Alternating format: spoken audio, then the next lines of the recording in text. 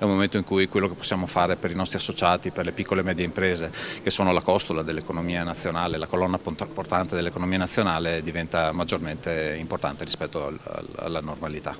Prima uscita pubblica per Marco Trevisan, neopresidente di Confapi Padova, l'associazione di categoria che riunisce le piccole e medie imprese, che nonostante i cambiamenti internazionali si dice ottimista, visto che nella precedente amministrazione Trump i ventilati dazi sulle merci non sono stati applicati. Gli Stati Uniti sono il secondo mercato di sbocco dell'export nazionale e altrettanto vale per l'export veneto e padovano, quindi sicuramente dopo la Germania, che purtroppo è in forte crisi economica e recessione,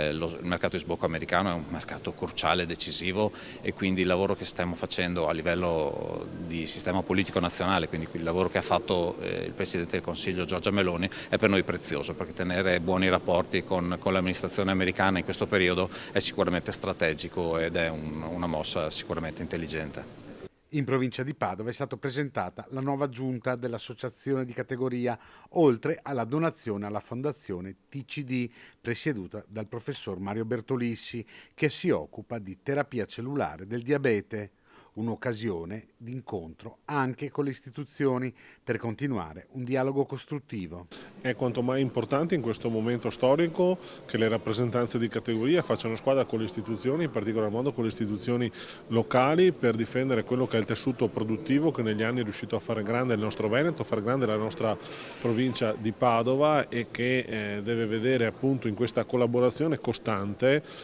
una risposta a quelle che sono le esigenze del territorio, che possono essere di natura di rappresentanza, di difesa appunto delle imprese, ma anche di crescita, quindi penso a un dialogo costante che possa portare anche a idee, a progetti in termini di sviluppo, di viabilità,